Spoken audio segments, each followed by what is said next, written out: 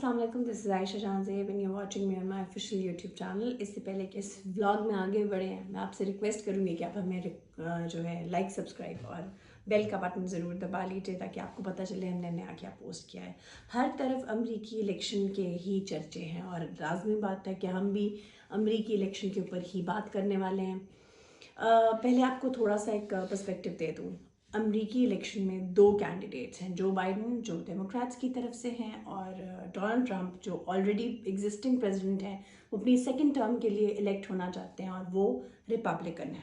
बात यह है कि 30 साल में ये पहला ऐसा इलेक्शन है जिसमें बड़ी शशोपंज है करंट प्रेसिडेंट को लेकर, यानी डोनाल्ड ट्रंप को लेकर कि शायद वो अगले अपनी सेकंड टर्म के लिए इलेक्ट ना हो पाए, क्योंकि इनसे पहले, ट्रंप से पहले ओबामा ने 8 साल पूरे किए, ओबामा से पहले जॉर्ज बुश ने, बुश से पहले बिल क्लिंटन ने, लिहाजा ये 30 साल यूं ही गुजरे हैं।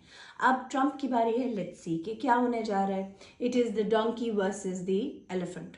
अब 2016 का जो इलेक्शन था उसमें हमने देखा कि ट्रंप ने volume of the election, Trump ने जो वाइट सुप्रेमेसी का एक स्लोगन उठाया, let's make America great again का जो एक पीड़ा उठाया, उसने ही प्रॉमिस्ड पीपल कि वो कलर्ड लोगों से और जो लोग आकर घुस कर इस अमेरिका में बैठ गए हैं उनसे अमेरिकन की जान छुड़ा देगा। ट्रंप का ये क्लेम करना था 2016 में, और उसके बाद भी हमने उसकी पॉलिसी ये देखी कि उसने इमिग्रेशंस बंद कर दिए, लोगों को वापस डिपोर्ट कर और बहुत सख्ती कर दी। जो लोग अमेरिका में इमिग्रेशन लेना चाहते थे या जो रह रहे थे उनको लेकर भी बहुत सख्त पॉलिसी आ गई। ये जो पूरे 4 साल गुजरे 2016 से लेकर 2020 तक, उसमें मतलब ट्रंप की रेन में बहुत ऊपर नीचे चीज़ें चलती रहीं। उसने फैक्चुअली इनकरेक्ट था वो बहुत, उसके खिलाफ औरतों ने बहुत कंप्लेन, बैनर्स उठाए, प्रोटेस्ट हुए, लेकिन ट्रंप ने अपना पहला टेन्योर कंप्लीट किया। नाउ इफ़ वी टॉक, फिर उसके बाद 2020 में कोरोना आ गया और अब कोरोना का, अब 2020 का अख्ताम है और इलेक्शंस हो रहे हैं, और इलेक्शंस के होने पर आपके सामने है कोरोना अमेरिका में तबाही मचा रहा है। यानी एक अंदाजे के मुताबिक कोरोना से लोग अफेक्टेड हैं वो लाखों की तादाद है, और लाखों की तादाद में लोग मारे जा चुके हैं, और हर हफ्ते कोई 1000-1200 लोग इस दुनिया। पहली बार इतनी नेगेटिविटी प्रेसिडेंशियल डिबेट में देखी, यानी इससे पहले, यानी जितनी भी प्रेसिडेंशियल डिबेट्स थी, गर्मा गर्म बहस होती थी, फैक्ट्स पे बात होती थी, कभी पर्सनल लेवल पर गिर कर दो कैंडिडेट्स ने एक दूसरे को शट अप कॉल नहीं दी थी। लेकिन इस बार जब प्रेसिडेंशियल डिबेट हुई 29 सितंबर को, उसमें हमने देखा कि जो बाइडन ट्रंप के दरमियान जो मुकालमा था वो इतनी बदकलामी के ऊपर चलता गया कि इवेंचुअली जो बाइडन ने ट्रंप को शट अप बोला और the entire thing was called off कि जी this can not go on. और अमेरिकन एनालिस्ट ने इसके ऊपर बड़ा शोर मचाया, बहुत कुछ कहा कि जी दिस इज़ अनफेयर, ये नहीं होना चाहिए था, this is a shameless act, और दोनों कैंडिडेट्स ने बड़ा ही बुरा रिएक्ट किया है। बहरहाल अगर हम स्ट्रेटेजिकली देखें तो ये इलेक्शन बहुत इम्पॉर्टेंट है, क्योंकि एक तो ये कि अमेरिका में बहुत बेयकीनी है कोरोना वायरस को लेकर, और होनी भी चाहिए क्योंकि वहाँ पर तबाही भी बहुत बड़े स्केल पर चल रही है। नाउ द थिंग इज़ कि जो पिछला इलेक्शन था 2016 का, उसमें 136 मिलियन वोट्स कास्ट किए गए थे। इस बार अमेरिका करोड़ वोट्स ऑलरेडी, यानी 100 मिलियन वोट्स पहले ही कास्ट हो गए हैं। वो कैसे कास्ट हुआ है? कोरोना वायरस की वजह से, SOPs की वजह से लोगों ने अपना वोट कास्ट करके पोस्ट कर दिया है।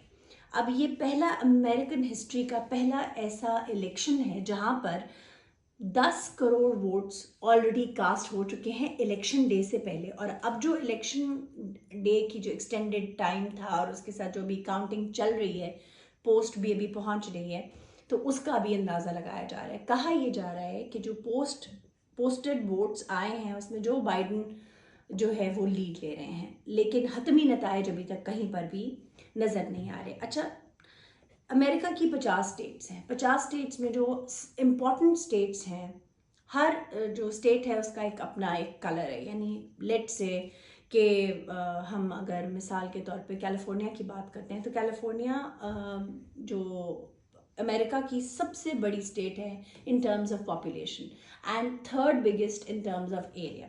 अब ये वो स्टेट है जो एक हमेशा डेमोक्रेट को ही वोट करती है, यानी ये एक जैसे पाकिस्तान के इलेक्शन में होता है कि पता होता है कि पंजाब में कौन लीड लेगा, केपीके में कौन लीड लेगा, सिंध में कौन लीड लेगा, मतलब कैंडिडेट्स और एरियाज डिवाइडेड होते हैं। इसी तरह स्टेट्स जो अमेरिकन स्टेट्स हैं उसमें भी इसी तरह हैं कि जो उनके कैंडिडेट्स हैं वो डिसाइडेड होते हैं।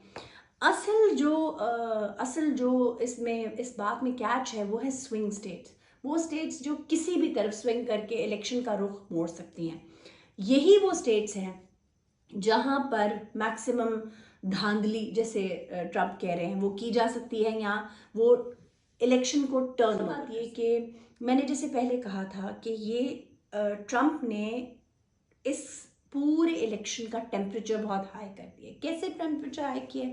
जब वाइट सुप्रीमेसी का नारा लगा तो ट्रम्प ने इस बात का एहसास दिलाया जो वाइट अमेरिकन को कि हम लोग ये जो दूसरे नेशंस हैं जो यहाँ आकर सेटल हो रहे हैं, अमेरिकन ड्रीम की बात की उन्होंने कि कैसे अमेरिकन ड्रीम दरअसल अमेरिका का हक और अमेरिकन का हक सलब किया गया।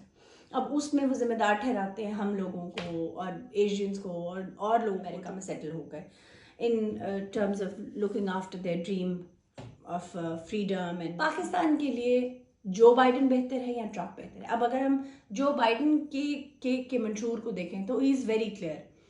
वो ये चाहता है और कहता है कि पाकिस्तान में ट्रांजिशन ऑफ पावर जो है वो एक स्मूथ तरीके से होनी चाहिए, विच मीन्स कि जो मार्शल लॉ है और या जो प्रेसिडेंशियल फॉर्म ऑफ इलेक्शन है या जो धरने की सियासत चल रही है, धरनों और जलसों की, इसकी कोई जगह नहीं है। It has to be a smooth transition of power. Tenure पूरा करेगी और फिर इलेक्शंस होंगे और उसके अकॉर्डिंगली आगे चलेगा। जबकि डोनाल्ड ट्रम्प जो हैं, डोनाल्ड ट्रम्प अपनी तमाम तर खसूसियात के साथ पाकिस्तान की फॉरेन पॉलिसी से इंतहाई नाखुश हैं। वो चाहते हैं कि पाकिस्तान कश्मीर पॉलिसी को चेंज करे, कश्मीर पर बात करना बंद करे, फैटिव की ग्रे लिस्ट में रहे ताकि उनके अंगूठे के नीचे रहे, जैसा अमेरिका चाहे वैसा ही करे।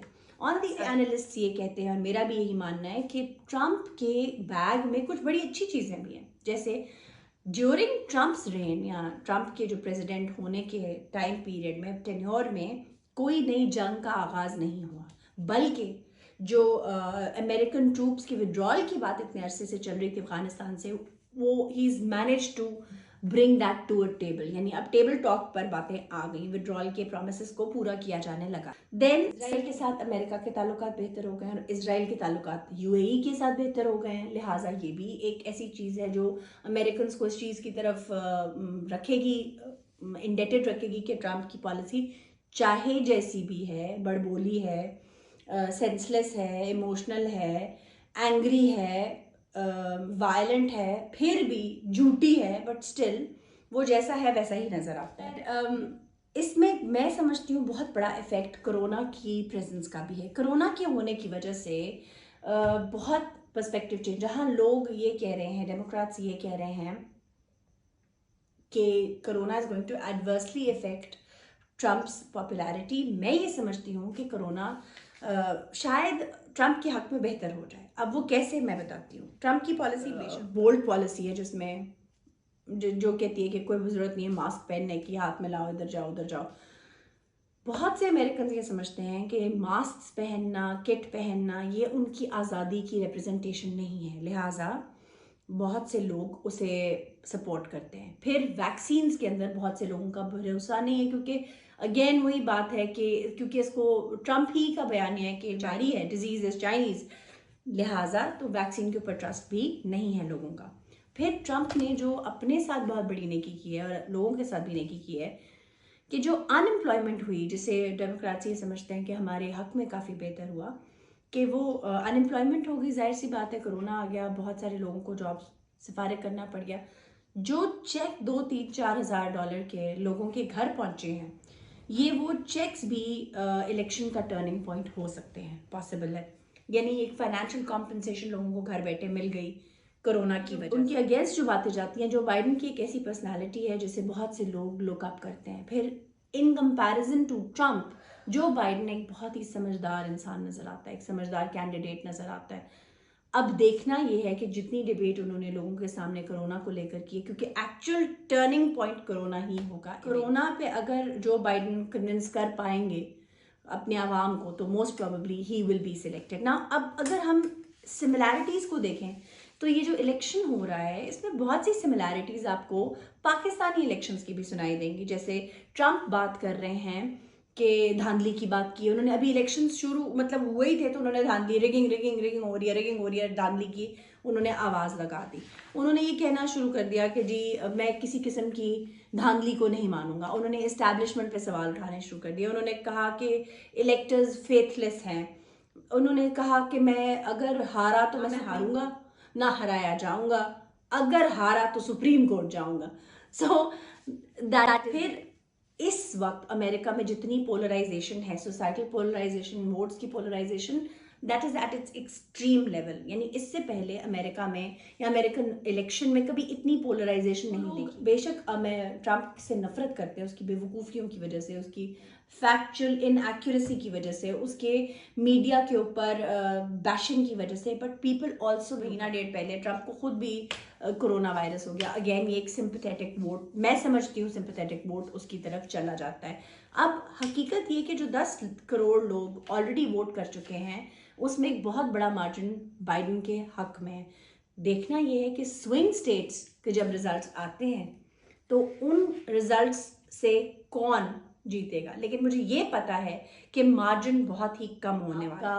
तज्जिया क्या है अमेरिकन इलेक्शन पे ज़रूर बताइएगा कमेंट करके। थैंक यू एंड शुक्रिया।